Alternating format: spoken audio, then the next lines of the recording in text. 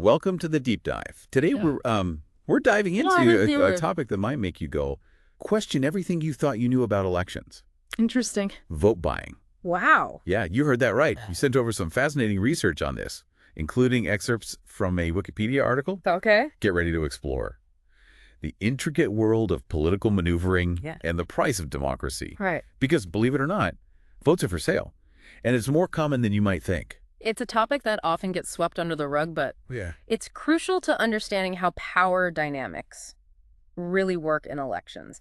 We tend to think of voting as this pure expression of the people's will, but the reality is often far more complicated. So to understand the complexities of vote buying, let's define it clearly. Okay. What exactly does it entail? Vote buying, sometimes called electoral clientelism or patronage politics, happens when a political party or candidate offers something of value to a voter in exchange for their vote. It's not always a straightforward cash transaction. We're talking about things like jobs, healthcare, even basic necessities like food or shelter. The Wikipedia article you sent mentions runners in the 19th century U.S. who would openly bargain for votes. Right. And there were even vote-buying shops. Interesting. Can you imagine that happening today, walking down the street and seeing a shop where you could literally buy or sell a vote? It sounds like something out of a dystopian novel. It does, doesn't it? But it highlights a crucial point. While the methods may evolve with technology and societal norms, the underlying motivations behind vote buying have remained remarkably consistent throughout history. The article also gives examples from 18th century England, where aristocrats spent small fortunes to influence elections. It seems like the desire to manipulate the levers of power is as old as democracy itself. It makes you wonder if democracy can truly survive when votes are for sale. The article also mentioned electoral treating. Giving rewards other than money is still legal in some places even today, like with the Seneca Nation of Indians. Wow. Seems counterintuitive that in our modern world, with all our emphasis on fair elections, such practices could still be considered acceptable. It certainly challenges our assumptions about the supposed purity of democratic processes, but it's a reminder that the line between acceptable campaigning and blatant manipulation can be blurry, and it varies significantly across cultures and legal systems. So let's shift gears and delve into the mechanics of vote buying. Who are the main targets of these tactics, and how do these exchanges actually work? Research points to two main groups that are particularly susceptible to vote buying: voters who haven't made up their minds, and low-income voters, the first group. Those who are undecided might be swayed by even a small incentive, especially if they lack strong political convictions. It makes sense that if you're on the fence about candidates or issues, a little nudge in one direction, even in the form of a bribe, could be enough to tip the scales. Exactly. And for low-income voters who are struggling to make ends meet, the promise of immediate material assistance can be extremely compelling. A bag of rice, a few dollars, or a promise of a job could make a significant difference in their lives. It's heartbreaking to think that someone might feel forced to choose between their basic needs and their right to vote freely. It's a stark reminder of the power imbalances that exist in many societies, and how those imbalances can be exploited for political gain. The research delves into some pretty sophisticated strategies used in vote buying. It's not always as simple as handing someone cash. There's a lot of psychology and manipulation involved. Absolutely. The sources talk about tailoring rewards to individual voters' needs, creating a sense of obligation and indebtedness. Imagine a scenario where someone facing eviction is suddenly offered housing assistance in exchange for their vote. It's hard to resist such a tempting offer, even if you know it's ethically questionable. It feels very predatory, almost like preying on people's vulnerabilities. It goes beyond just influencing someone's opinion. It's about exploiting their circumstances. You hit on a key point. The tactics used in vote buying often blur the line between legitimate campaigning and outright coercion. And then there's chain voting, which the Wikipedia article described as voters exchanging pre-marked ballots for blank ones at polling stations. Wow. It sounds like a scene from a spy movie. It does, doesn't it? But it's a real tactic used to subvert the voting process and control the outcome of elections. It highlights the lengths to which some will go to manipulate the system, and how vulnerable even supposedly secure voting procedures can be to exploitation. So we've established that vote buying is a serious problem, with a long history and some alarmingly sophisticated tactics. But let's talk about the consequences. What's at stake here? Why should we care if someone tries to buy or sell a vote? It strikes at the very heart of what Democracy is supposed to be. Elections are meant to be a fair and accurate reflection of the will of the people. But when votes are bought and sold, it distorts the process, undermines the legitimacy of elected officials, and ultimately erodes trust in the entire system. It's like a virus, corrupting the political body, making it weaker and more susceptible to manipulation. That's a great analogy. And the consequences go beyond just individual choices. Vote buying can have a devastating impact on entire societies. In what way? Can you give us some concrete examples of how this plays out in the real world? Certainly. One of the most concerning consequences is that vote buying tends to perpetuate cycles of poverty and inequality.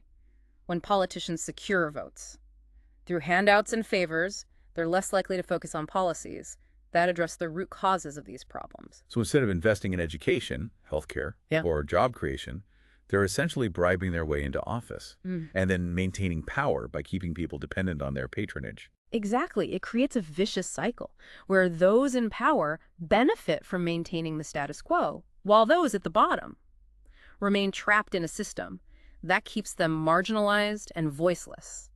The Wikipedia article mentioned that in some countries, voters feel obligated to vote a certain way to keep receiving assistance. Right. They fear losing access to essential services if they don't comply. It's a very real fear, and it highlights the coercive nature of vote buying. It's not just about swaying opinions. It's about creating a system of control and dependency where people feel they have no choice but to vote in a way that benefits those in power. It's chilling to think that someone might feel trapped in a situation where their basic needs are contingent on their political compliance. It undermines the very notion of free and fair elections. It's a stark reminder that the right to vote is not just about casting a ballot. It's about having the freedom to make that choice without fear of reprisal or deprivation. It's clear that vote buying has serious consequences for individuals and for the health of democracies around the world. We've been painting a pretty grim picture of vote buying so far, haven't we? But the story doesn't end there. There are people around the world fighting back against these practices, working to protect the integrity of elections. That's a relief to hear. So let's shift our focus from the darkness to the light. What are some of the strategies being used to combat vote buying? What can be done to level the playing field and ensure that every vote counts? Well, one approach that the Wikipedia article highlighted is increasing transparency and oversight of the voting process itself. Think of those unique ballot numbers used in some countries to track votes and deter manipulation. Right, but those measures seem like they'd be easy to circumvent with tactics like that chain voting scheme we discussed earlier. If someone's willing to go to those lengths, can these safeguards really keep up? They're not foolproof, that's for sure. But any measure that makes it harder to manipulate votes and easier to detect fraud is a step in the right direction. Think of it as a cat-and-mouse game. As vote buyers develop more sophisticated tactics, those working to protect elections need to constantly adapt and come up with new countermeasures. It sounds like a constant arms race, with democracy hanging in the balance. Are there other approaches beyond just securing the voting process itself? Absolutely. Remember, vote buying often preys on poverty and lack of information. So wouldn't it stand to reason that addressing those root causes could weaken its grip? I get it. If you empower people with knowledge and resources, they're less likely to be swayed by those manipulative tactics. It's like building a stronger foundation for democracy, one that's less susceptible to corruption. You're exactly right. Think about it. Someone with a stable job, access to health care, and a good education is less likely to trade their vote for a bag of rice or a few dollars. It makes me think of the old saying, give a man a fish and you feed him for a day. Teach a man to fish and you feed him for a lifetime. It's about empowering people to create a better future for themselves, rather than relying on handouts from politicians. That's a great analogy. And it highlights the importance of long-term solutions. Addressing issues like poverty and inequality isn't just about social justice. It's about strengthening the very fabric of democracy. The Wikipedia article also pointed out that in some places, vote buying is so ingrained in the culture that people see it as just how politics works. It's like a twisted sense of normalcy, where the lines between right and wrong have become blurred. That's a significant hurdle, no doubt. In those cases, it's not enough to just change laws or implement new voting procedures.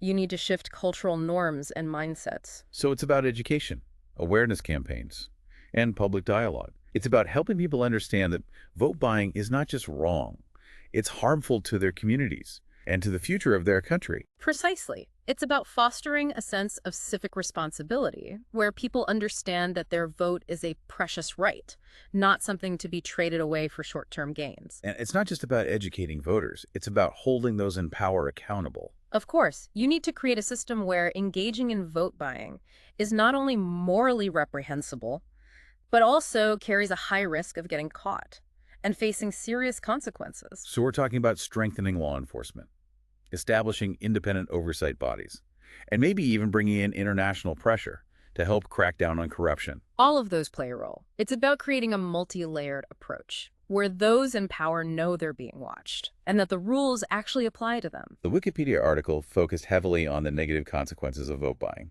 and rightfully so. But I'm curious, are there any situations where these practices could potentially benefit anyone? That's a thought-provoking question.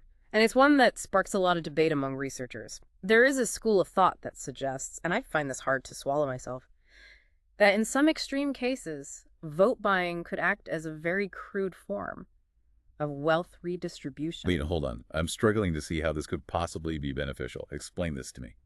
Imagine a scenario, and it's a very specific and limited scenario, where you have a community ravaged by poverty and a political system that's completely unresponsive to their needs. A wealthy politician comes in and starts buying votes, essentially transferring some of their wealth, even if it's ill-gotten, to the poorest members of society. I see what you're saying. It's like a twisted form of Robin Hood, stealing from the rich, but instead of giving to the poor directly, they're using it to secure their political power. Right, and in those very specific circumstances, where the government has completely failed to provide basic necessities, that small-scale redistribution might seem like the only option for survival. But it's still fundamentally problematic, right? You're essentially trading away your voice, your right to hold those in power accountable for a temporary handout. Exactly. It's a deeply flawed system with serious ethical implications.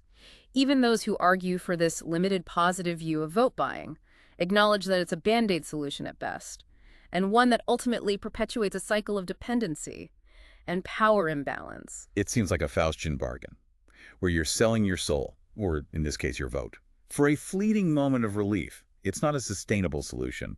It certainly doesn't address the underlying issues of poverty and inequality. You've got it. It's a distraction, a way for those in power to avoid the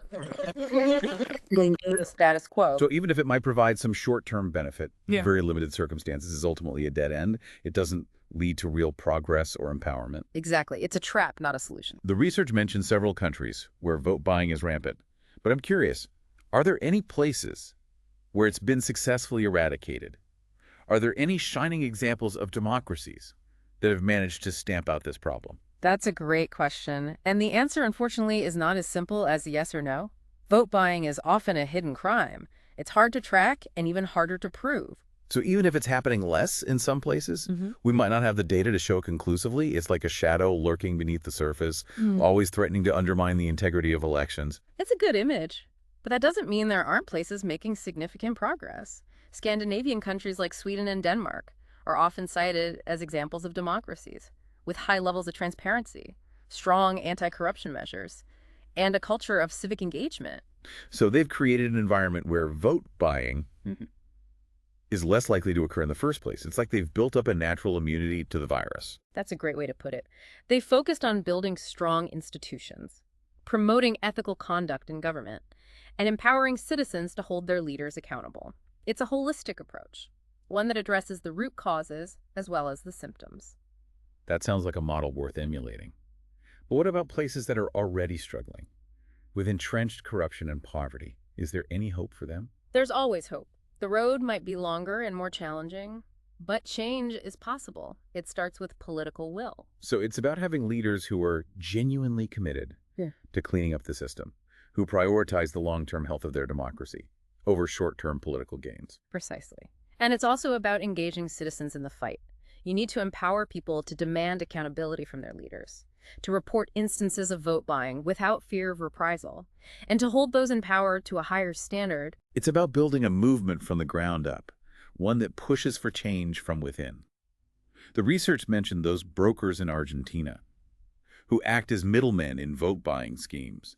Could they ever be part of the solution? They already have these deep connections within their communities. That's an interesting idea. They understand the needs and dynamics at play.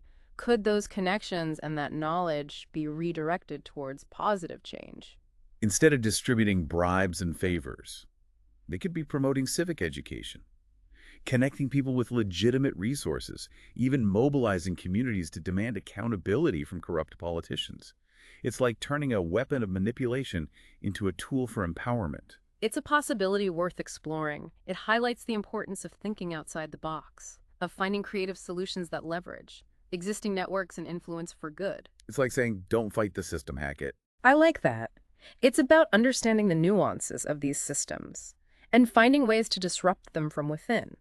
But let's remember, while those brokers could potentially be part of the solution, they're also often deeply embedded in the very system we're trying to change. So it's a delicate balancing act. You need to engage them, but also hold them accountable and make sure they're genuinely committed to the cause of clean elections. Exactly. It's a complex challenge, and there are no easy answers. But the goal is clear: to protect the heart of democracy, to ensure that elections truly reflect the will of the people, not the influence of money or favors. Welcome back to the Deep Dive. We've been dissecting this shadowy world of vote buying, exploring its history, its tactics, and its consequences. But now for this last part, we need to shift gears and talk about prevention. Okay. How can we build societies that are resistant to this kind of manipulation? How do we inoculate democracy against this virus? That's the million-dollar question. And it's one that requires a multifaceted approach. We need to think about strengthening institutions, empowering citizens, and promoting a culture of ethical conduct in politics. I'm particularly struck by the idea that vote buying often preys on those who are most vulnerable: the poor, the marginalized, those who lack access to information or resources. So wouldn't it stand to reason that addressing those underlying issues of poverty and inequality would be a crucial first step in prevention? You're absolutely right. When people have their basic needs met, when they feel secure and have a genuine stake in the future of their society, they're less likely to be swayed by short-term incentives like a cash handout or a bag of groceries.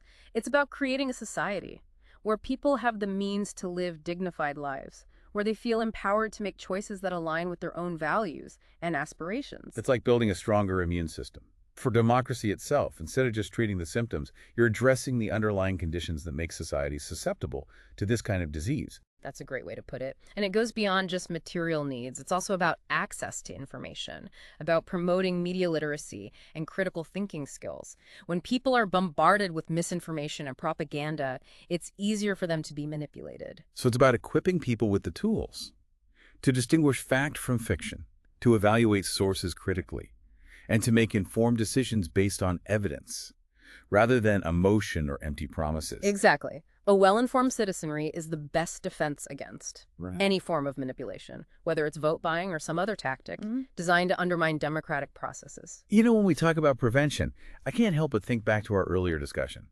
about how vote buying is often seen as just a normal part of politics in some places. Right. How do you change those deeply ingrained cultural norms? It seems like a daunting task. It's certainly not easy, but it's not impossible. It starts with education, with instilling a sense of civic responsibility from a young age. We need to teach children about their rights as citizens, about the importance of fair elections, and about the ethical principles that underpin a healthy democracy. It's about shifting the narrative around voting, making it feel less like a chore or an obligation, and more like an opportunity, a chance to have a real say in shaping the future of your community and your country. I love that. It's about making democracy come alive, making it relevant and engaging for people of all ages. And it's not just about formal education in schools. It's about creating a culture of ongoing civic dialogue where people feel comfortable discussing political issues, debating different viewpoints, and holding their leaders accountable. So it's about creating spaces for open and honest conversations, both online and offline, where people can engage with each other respectfully and constructively, even when they disagree. Exactly. A healthy democracy thrives on informed debate and active participation. It's about fostering a sense of shared responsibility for the well-being of our communities and our nation. We've talked a lot about strengthening societies from the bottom up, but what about the role of institutions and laws? Can the political system itself be structured in a way that makes vote buying less likely to occur? Absolutely. Electoral reforms can play a significant role in prevention. One key area is campaign finance regulation. We need greater transparency in how money flows through political campaigns. So limiting donations, requiring disclosure of donors, and imposing strict penalties for violations, those kinds of measures. Exactly. Shining a light on the financial side of politics makes it much harder to hide corrupt practices. And it's not just about regulating money, it's also about the structure of the electoral system itself. The research mentioned that vote buying often targets weakly opposed voters, those who are most likely to be swayed by a small incentive. Could changing the voting system itself make a difference? It's certainly a factor worth considering.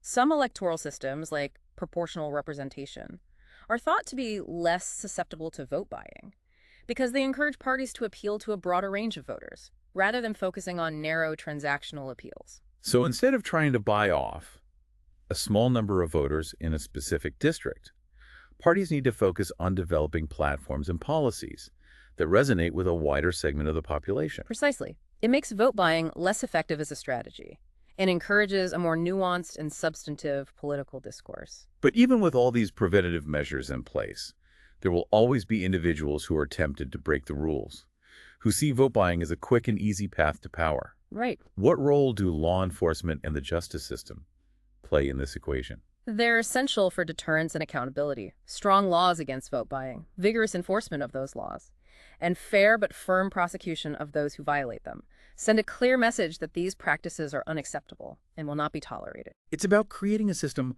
where the risks of engaging in vote buying far outweigh any potential rewards. It's not just about punishing individuals. It's about sending a message to the entire political class that these practices will have consequences. Exactly, and it's about building a culture of accountability, where people feel empowered to report instances of vote buying without fear of reprisal. That requires trust in the justice system and a belief that those in power will be held to the same standards as everyone else. The research we've been discussing focused on a variety of countries and regions around the world. Are there any universal principles or strategies that can be applied globally to combat vote buying? While the specific tactics might need to be tailored to each context, there are definitely some core principles that underpin effective prevention efforts. At the heart of it, it's about strengthening democratic institutions and processes. So ensuring free and fair elections, protecting the right to vote, promoting transparency and accountability in government, and upholding the rule of law. Those are the foundational elements. Absolutely. Those are the pillars upon which a resilient democracy is built. And it's not just about institutions. It's about empowering citizens to be active participants in their democracy. So promoting civic education, encouraging informed voting, protecting freedom of speech and assembly, and creating spaces for citizens to engage in dialogue and hold their leaders accountable. You've hit all the key points. It's about fostering a culture of active citizenship, where people understand their rights and responsibilities and feel empowered to shape their own destinies. And let's not forget the importance of international cooperation. Why is that so important in addressing this issue? Because vote buying often transcends national borders. We're dealing with networks of individuals and organizations that operate across countries and regions. To effectively combat this problem, we need a coordinated global response. So sharing best practices, providing technical assistance, and putting pressure on countries that turn a blind eye to these practices. It's about recognizing that this is a shared challenge, a threat to democracy worldwide, and that we're all in this together. That's exactly right. We need to work collectively to uphold democratic principles and protect the right to vote for everyone everywhere. This deep dive has been a real journey, hasn't it? We started by uncovering this shadowy world of vote buying, but we've ended on a note of hope, exploring the many ways that individuals, communities, and nations can fight back against this insidious practice. It's been a fascinating exploration, and I think the key takeaway is that protecting democracy is an ongoing process, a collective responsibility that requires vigilance, engagement, and a commitment to upholding ethical principles in every aspect of our political lives. So the fight against vote buying is ultimately a fight for the soul of democracy itself. It's about ensuring that every vote counts, that every voice is heard, and that power truly resides with the people. Thanks for joining us on this deep dive. We'll see you next time for another exploration into the depths of knowledge.